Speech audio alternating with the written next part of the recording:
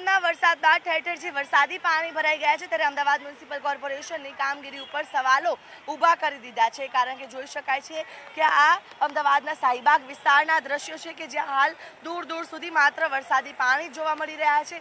વરસાદી પાણી એ હદે ભરાયા છે કે સામે જે લારી છે તે લારીના ટાયર પણ આ વરસાદી પાણીની અંદર ડૂબી ગયા છે। જે ટેબલ મૂકવામાં આવ્યું છે તે પણ ટેબલની માત્ર બેઠક જ દેખાઈ રહી છે, તે પ્રકારે તે હદ સુધી વરસાદી પાણી ભરાઈ ગયા છે। તો જોઈ શકાય છે વાહન ચાલકોને પણ ભારે હાલાકી ભોગવવી પડી રહી છે, કારણ કે તેમના વાહનો આ વરસાદી પાણીની અંદર બંધ પડી રહ્યા છે અને ટ્રાફિક જામના દ્રશ્યો પણ આખા વિસ્તારમાં સામે આવી રહ્યા છે।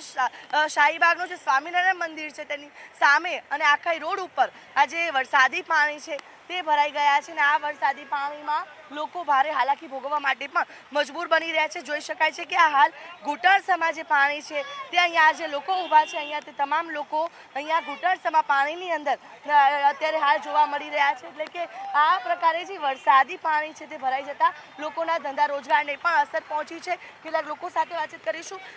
વરસાદ બાદ કેવા પ્રકારની પરિસ્થિતિ આપના વિસ્તારમાં? બહુ પાણી ભરાય છે અમારા વિસ્તાર અંદર, વર્ષોથી પાણી ભરાય છે, બહુ તકલીફ બહુ પડે અમને લોકોને। અચ્છા, કેટલા સમયથી આ પ્રકારની સમસ્યાનો આપ સામનો કરી રહ્યા છો? વર્ષોથી જે ખાસા વર્ષ થઈ ગયા છે, ખાસા વર્ષોથી પાણી ભરાય છે અને ગટરોની બહુ લાઈન ભરાઈ છે, તકલીફ બહુ થાય છે અહીંયા। બિલકુલ, તો જોઈ શકાય છે કે લોકો જે ઊભા છે તેમના ઘૂંટણસમાં પાણી હાલ ભરાયેલા જોવા મળી રહ્યા છે અને આ જ ઘૂંટણસમાં પાણીમાંથી મજબૂર થવા માટે લોકો છે તે અહીંયા બની રહ્યા છે। એટલે કે આ પ્રકારની પરિસ્થિતિના કારણે લોકો હાલ હાલાકી ભોગવવા માટે મજબૂર બન્યા છે અને કોર્પોરેશન હાલ કોઈ પણ પ્રકારની કામગીરી નથી કરી રહ્યું તે બાબત સ્પષ્ટ જોવા મળી રહી છે।